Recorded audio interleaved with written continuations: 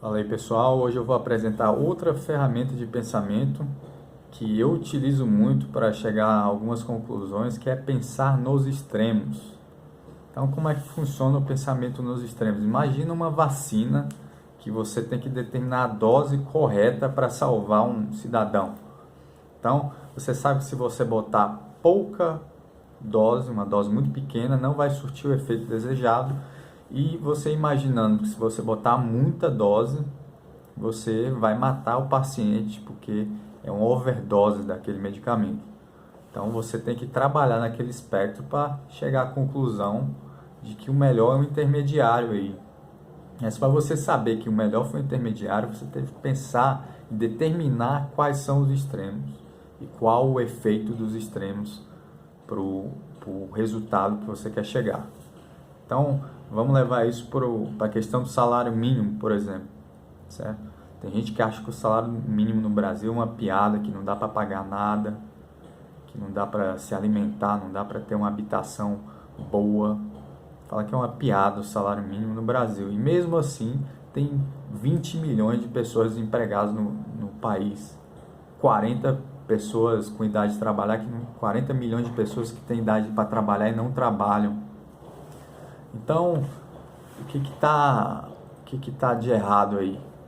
Então, imagina o seguinte, imagina que eu coloco o salário mínimo para 15 mil reais. Quantas pessoas no Brasil ganham 15 mil reais? Muito pouco, bem menos de 5%, 1% da população. Então, 99% da população ia ficar desempregada se eu colocasse um salário mínimo de 15 mil reais. Se eu botasse de 1 milhão, aí todo mundo no Brasil ia ficar desempregado. Ninguém ia conseguir empreender, contratar alguém pagando 1 milhão. Então você vê que quanto mais você vai aumentando, vai indo para o extremo do maior, mais vai aumentando o desemprego. Já se você reduz o salário mínimo cada vez mais, até o ponto de que não existe mais salário mínimo, a tendência é não haver mais desemprego. Aí você fala, mas se botar para zero o salário mínimo, as pessoas vão ser exploradas. Aí é outro tema, mas a questão do desemprego é fato que ele vai diminuir. Esse é o pensamento, essa é a ferramenta aqui. Por último, vai acabar aqui a questão da maioridade penal. Você pode pensar nos extremos também. Atualmente é 18 anos. Imagina que a gente passa para 100 anos na maioridade penal. Aí você fala, isso é um absurdo, Joel. 100 anos, a maioria das pessoas já vão ter morrido. Quem cometeu o crime à vontade, e com 100 anos não vai estar nem existindo mais na Terra. Né? E é verdade, então é um absurdo você levar para 100 anos. É um absurdo.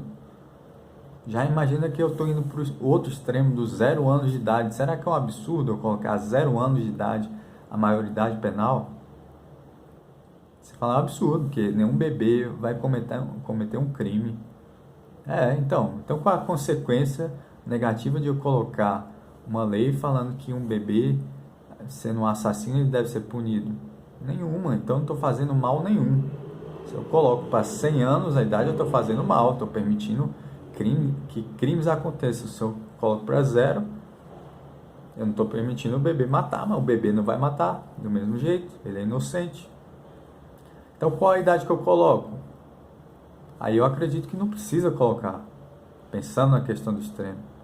Coloca para zero, porque se uma criança, não, vamos dizer que é uma criança de 10 anos mate alguém, será que ela é tão inocente assim, para ela, a ponto de ela, aos 10 anos, ela já matar propositalmente alguém? Eu estou falando de propositalmente aqui. Será que ela já é tão inocente assim? Se ela faz isso com 10 anos, ela não vai fazer isso com 20 anos, 30 anos?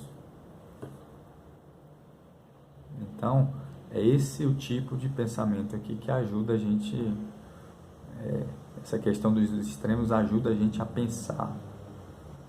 E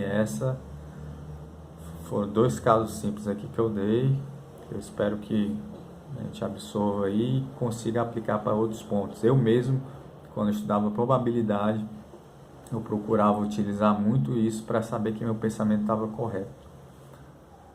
Isso aí, pessoal, um grande abraço e até a próxima ferramenta de pensamento.